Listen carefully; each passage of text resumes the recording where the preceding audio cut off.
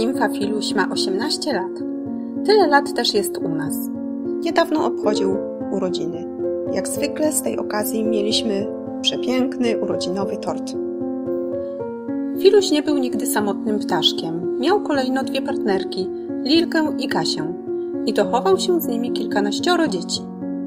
6 lat temu zmarła Kasiunia, która była z nami prawie 11 lat.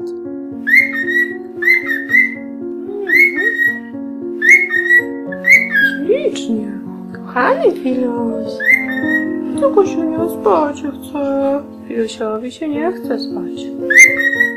Aby Filuś nie był sam, przywiozłam do domu młodego samczyka Niuńka. Niuniuś ma w tej chwili 6 lat. A ponad 4 lata temu adoptowałam 18-letniego wówczas Kamusia. Jednak koledzy Filusia nie potrafili się z nim zaprzyjaźnić. Mimo iż Filuś bardzo by chciał, to oni do tej pory nie czuli potrzeby kontaktu z nim. 8 lat temu Filuś zaczął chorować. Niestety, objawy były niespecyficzne i pomimo iż odwiedziliśmy wielu weterynarzy, długo nikt nie potrafił postawić diagnozy. Dopiero od 3 lat wiemy, że to epilepsja i od tamtej pory Filuś przyjmuje regularnie leki. Ojejku. Już bawię się. Filuś jest bardzo oswojonym ptaszkiem, bardzo do mnie przywiązanym. Jednak dotąd cały czas był niedotykalski. Mimo iż uwielbiał siedzieć mi na ramieniu, na ręce, na kolanach, to ja nie mogłam go dotykać ręką.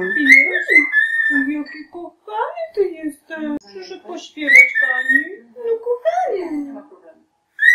To też złapanie go i podanie mu leków było nie lada wyzwaniem, a przede wszystkim ogromnym stresem dla Filusia. Musiałam chwytać go, mając grube rękawice na dłoniach, ponieważ potrafił udziobać aż do krwi. Tak, pięknie. Wszystkim. Ale Filuś jest bardzo mądrym i bystrym ptaszkiem. Dzięki temu udało nam się wspólnie opracować procedurę, która pozwala złapać go bez większego stresu. Filuś zorientował się, że nie chcę zrobić mu krzywdy. Przyzwyczaił się do brania leków, wobec tego rękawiczki nie są już dawno potrzebne. Mogę go swobodnie chwytać gołą ręką, a Filuś bardzo ładnie przyjmuje lekarstwa. Chodź. No i ślicznie bierze leki. Niestety od ubiegłego roku stan Filusia zaczął się pogarszać. Ups, ojej. Już. Proszę. Napady padaczkowe stały się coraz częstsze, a na przełomie lutego i marca tego roku pojawiły się niespotykane dotąd dolegliwości. Filuś nagle stracił pamięć. Zapomniał wszystko. Zapomniał, jak wychodzi się z klatki, gdzie można usiąść, dokąd można polecieć.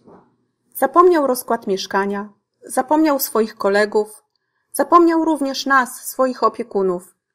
I mimo iż do tej pory byliśmy z nim bardzo związani, a on bardzo oswojony z nami, zaczął się nas panicznie bać. Prawdopodobnie nas po prostu nie poznawał.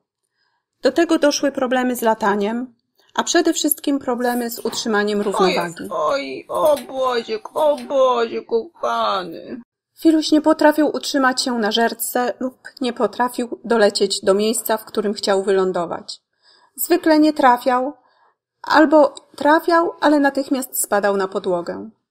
Zaczął mieć też problemy z chodzeniem, ponieważ jakby stracił władzę nad nóżkami. Nóżki się plątały, potykał się i... Ojej, proszę, kochany, proszę. Nie, bo dzieci nie wolno. W tej chwili Filuś chyba odzyskał pamięć lub po prostu na nowo się do nas przyzwyczaił. Niestety z nóżkami jest coraz gorzej. Filuś nie potrafi również sam nawet ustać. Spróbujemy, czy stoisz sam? Stoisz sam troszkę?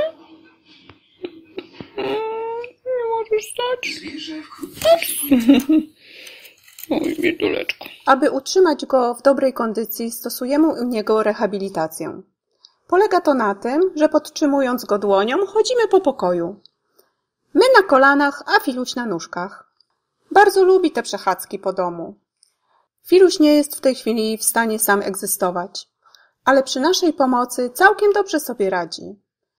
Żeby Filuś mógł się najeść, również należy go cały czas przytrzymywać, ponieważ sam nie ustoi przy miseczce. Takie karmienie zajmuje nam czasem 2-3 godziny. Czasem brakuje mi rąk, więc aby pomóc mu utrzymać równowagę, owijam go w kocyk.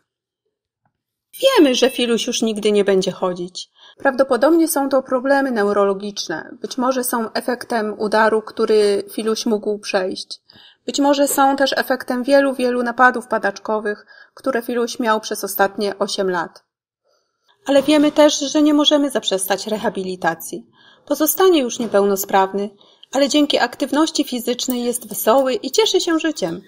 A my cieszymy się tym, że jest z nami. Gdzie sobie wchodzimy? Co, Aniołku? No chodź jeszcze raz. Jeszcze raz się przejdziesz.